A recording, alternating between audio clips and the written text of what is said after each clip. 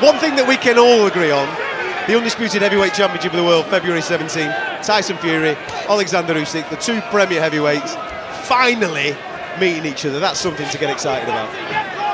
I mean, you said we can all agree on it, but I've still got my reservations. It's a great... It might not happen? It might not happen. I don't know. Tyson Fury is so unpredictable, but I'll go back to the money again. There's probably going to be that much money on it. This fight will happen, regardless of what mood Tyson Fury's in, because this is a tough fight for Fury. I think Fury's past his best. He's not looked great. He had an absolute stinker against Ngannou, a fight that he should have dominated and put on a bit of a display, and he just didn't. He struggled, he got dropped, and we all saw the fight. I mean, when you go back and score it, he probably did win, but it was too close for comfort, and against somebody who really should have been dominated.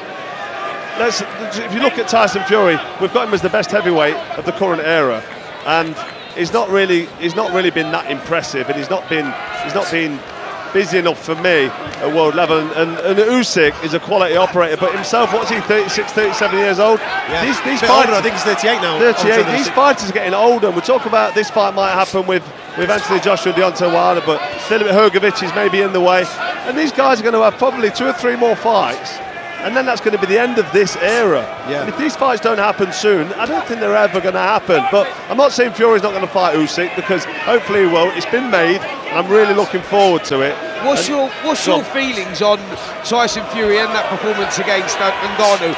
Do you think it was just a bad day at the office, or do you think there's signs of wear and tear there, and maybe he is starting to slow? I think it's both of them. I think he was a bad day at the office in the sense that he wasn't mentally up for it. Everybody was telling him it's going to be easy, and he probably thought to himself, you know what, he looked big and strong and he can fight in the cage, but actually I'm going to outbox him, it's going to be easy. And he got a shock, he got caught with a shot, he got dropped, and Ngannou actually on his feet is quite capable. This is probably one of the hardest guys in the UFC division who can stand. He can fight standing up, and he knows how to box. He's got good distance and timing, and he gives Tyson Fury an absolute nightmare. Just when you take into fact that I think Tyson Fury wasn't prepared for it mentally. When a fighter goes in and there's no fear factor, Cole, it doesn't matter how hard you train, you won't box to the best of your ability, because that fear factor brings the best out in you. And I think that's what was missing from Tyson Fury. We saw him, he was there, what he was doing that whole week, building up, you know, walking around, seeing all the fans, going to galas the night before, etc. That's not what champions do. Yeah. You know, it's mindset, tunnel vision, and we didn't see that with Fury, and I think that's what I put it down to. Could you see the the Ngannou display being a bit of a blessing in disguise? Yes. Because there's lots of conversation from Fury towards Usyk. He's only a middleweight, he's light heavyweight, whatever, you know what I mean? I'll go and flatten this fella. Do you think it switches him on properly for an Usyk fight? Listen, as professionals, we do have wake-up calls. We take people lightly, we have a look, we think, oh, this could be quite... I did it on my Commonwealth title. I can't remember the guy's name, and that's not being disrespectful, but I had an absolute nightmare. And when you go in the ring thinking this is going to be a foregone conclusion, you haven't got that eye of the tiger, you haven't got that mindset of a winner, and you go in there, take your time, take it lightly, and something goes wrong. And I think that's what happened with Tyson Fury. I think if Tyson Fury rematched Ngannou, and he knows what he's got in front of him, I think he can make a really easy night's work of Ngannou, just outbox him and outclass him. Unfortunately on that night, unfortunately for him, that didn't happen because he wasn't ready for it. But moving forward, he's probably going to be, I say at his best, the best he can possibly be. Yeah. But I think he's past his best because he holds more weight, he's slowing down, he's cumbersome, and when you get feedback from his training camps, and I've had a bit of feedback, he doesn't really want to run like he used to. The sparring's not what it was, and that's the same with Anthony Joshua. But it's the silk pyjamas scenario. You get to a stage in your career where you check your band balance and you say, hang on a minute, why am I actually fighting? Because it's a dangerous game and it's painful and it's not a very comfortable environment in that boxing ring unless you really, really want it. And I don't think all these top heavyweights at the minute, that's Alexander Usyk aside, I don't think they really want it. And I think Usyk aside is because he's just like an ultimate warrior and he's a machine. But he is 37, so he's even past his best age-wise. He has to be.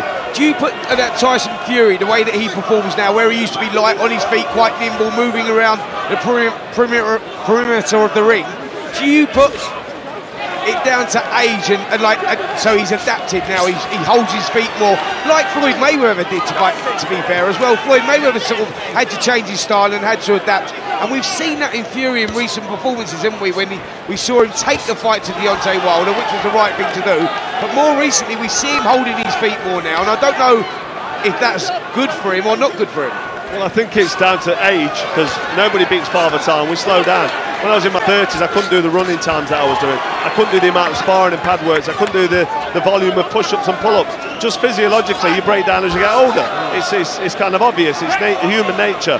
But also a big factor is the desire, and that's when I talked about the money earlier. When you're financially free and you've got all you need, and you've cashed out, if you say, and you're saying, listen, I'm not going to spend the money I've earned. Why do we fight as prize fighters? We fight for pride and honour, but we want paying as well. Well, I think Fury now, he needs to start to look at his legacy, which I've questioned before.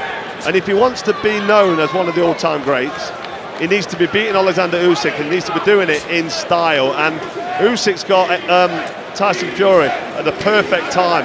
I mean, that was definitely a slap up the backside against Ngannou, but I still think that Tyson Fury has got a lot of work to do to put in an impressive performance against Usyk, and that's why it's fascinating. I really can't wait for it. It's going to be one heck of a fight, isn't it? Because the majority of people would say a good big un will always beat a good little un, but we're talking about excellent big uns and excellent little ones. Listen, you're only as good as your last performance, though, Cole. You're only as good as your last performance. And now, where we're going, Tyson Fury's too big, too strong, too clever. The boxing IQ he's got, he ragdolls Usyk. He ragdolls him.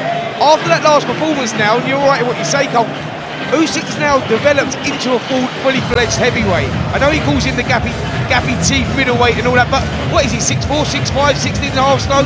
That's pretty big. He doesn't look that small, does he, when he shapes up against Tyson Fury? Obviously there's that height advantage, but he's in very, very good shape, Usyk, and he's not a small man. He's certainly not a middleweight. He's an absolute big lump. I mean, you've seen him against Chisora taking his time, not getting out of first gear. Obviously, you wouldn't need to get out of first gear if you're a top heavyweight against Derek Chisora.